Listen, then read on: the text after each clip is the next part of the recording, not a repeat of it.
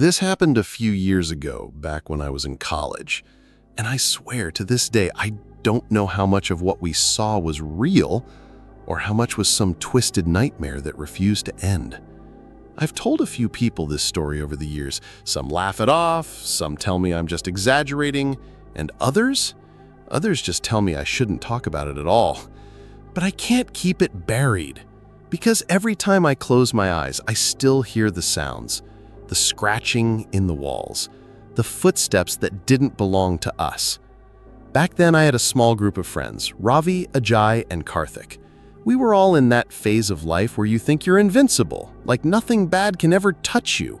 And we were bored, always looking for something stupid, something thrilling, something that would give us a story to brag about later. That's how we ended up at the house on Hollow Lane. Everyone in the village near our college knew about it. They said it had been empty for decades. The last family that lived there, a father, a mother, and their little daughter, had vanished. No bodies, no explanation. Some said the father lost his mind, others whispered about rituals, curses, things best left unsaid. Of course, to us it was just a challenge, a chance to prove we weren't scared of old wives' tales. It was a Saturday evening when we went. The weather was already moody, heavy clouds, sticky air, a drizzle that came and went. We had a couple of flashlights, our phones, and that dumb kind of confidence only 20-year-olds carry around. The road to Hollow Lane was almost forgotten, half-eaten by weeds, stones jutting out, barely a path. The villagers had warned us not to go. I still remember the old shopkeeper's words as he handed us a packet chips and bottled water. Once you enter that place, it remembers you. Be careful what you wake up inside. We laughed it off. Ravi even mimicked the old man's voice, and we all chuckled. But looking back now, I don't think he was joking. When we finally saw the house, it looked exactly like every horror story cliché rolled into one.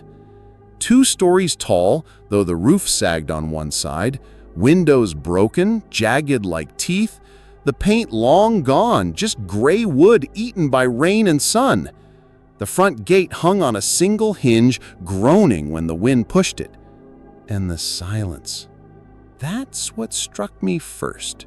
Even though we were surrounded by trees, by fields, no birds, no insects, no dogs barking in the distance, just silence, as if the house had swallowed sound itself. We joked to keep ourselves calm, nudging each other, daring someone to knock on the door first. Finally, Ajay, the boldest of us, stepped up and pushed it open. It didn't even resist, just swung inward with a low, aching creak, like it had been waiting. The smell hit us immediately. Mold, rot, and something else, something metallic. The living room was a ruin.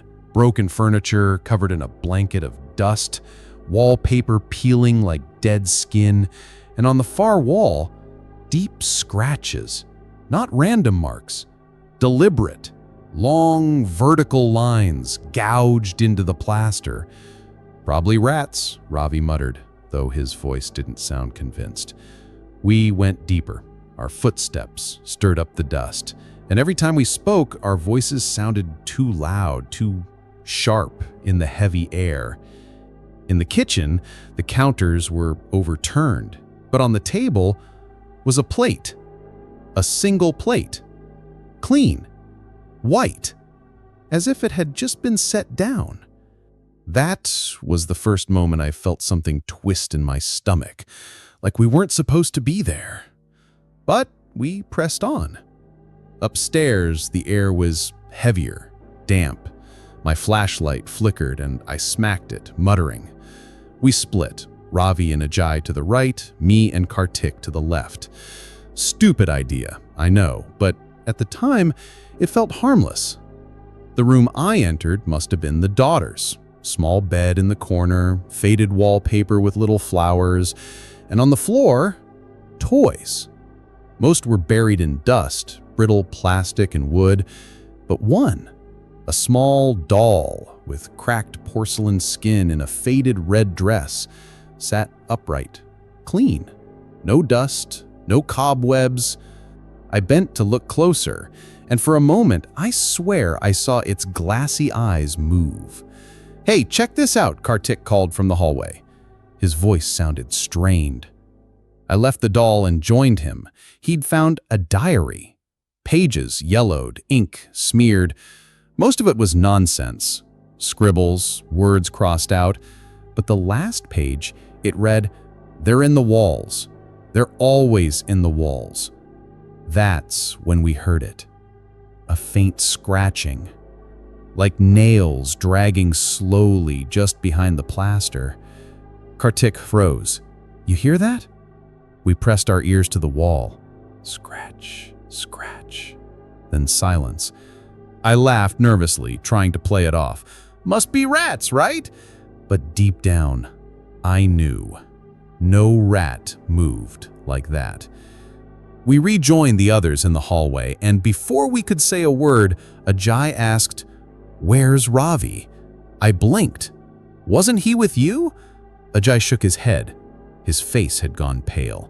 We called out his name. Our voices echoed strangely, bouncing off the walls as if the house itself was mocking us. Then, footsteps, slow, heavy, coming from downstairs. But here's the thing. We all froze because we realized something at the same time. We had all come up together. No one had stayed downstairs. And yet, someone was moving down there. Ajay hissed, "Maybe it's him," but his voice died as we saw a shadow pass across the bottom of the stairwell. A fifth shadow. We didn't move for what felt like forever, just stood there, holding up breaths, flashlights trembling. Finally, I forced myself to whisper, "We need to leave now." We started down the stairs, one at a time, but the house didn't feel the same. The steps were longer, the walls closer. My heart pounded as if the house itself had shifted while we were upstairs. Halfway down, my phone buzzed in my pocket. Relief surged through me. Maybe it was Ravi texting where he was. But when I pulled it out, it wasn't a message. It was a photo. A photo of us, standing in the living room right by the scratched wall. But there were 5 of us. I dropped the phone, and it clattered loudly against the wood. Ajay swore. Karthik grabbed my arm, and we all bolted. The living room seemed darker than before. The shadows stretched too far. We ran to the door, but when Ajay pulled it, it didn't open. The same door we had walked through so easily before now stood solid, as if fused into the frame. We pounded, shouted, kicked, nothing. That's when I heard it again. The scratching, only louder, all around us. The walls shivered with the sound as if dozens of nails dragged from the inside out. And then a whisper, soft, broken, a child's voice. "Help me." The sound was so close I spun, shining my flashlight. The beam landed on the wall, and I saw an eye pressed right against the crack in the plaster, wide, unblinking. It was Ravi's.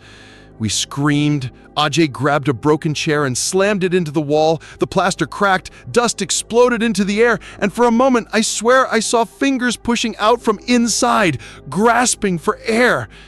Then, silence. The wall was whole again, smooth, except for those old scratches. Ravi was gone. We stumbled back, choking, terrified. Ajay's flashlight dropped, rolling across the floor, and for the briefest second before it flickered out, I saw something I'll never forget. Dozens of faces, pressed against the walls from the inside, twisted, screaming, begging. And then the light went out. I don't remember how we got out. I remember running, tearing down a hallway that didn't exist before. pushing through a door that should have led deeper inside, but instead spat us out into the wet grass. Dawn was breaking. Birds were chirping again, as if the night had been nothing but a dream. But Ravi never came out. The villagers shook their heads when we told them. They said no police would help, no one would touch that house, that once the house takes someone, they belong to it. And they were right. Because weeks later, when I scrolled through old photos on my phone, I noticed something. Every picture of us, even ones taken months before that night, had changed. There were always 5 of us, and I don't know who the 5th one is. Or worse, if it's still with me.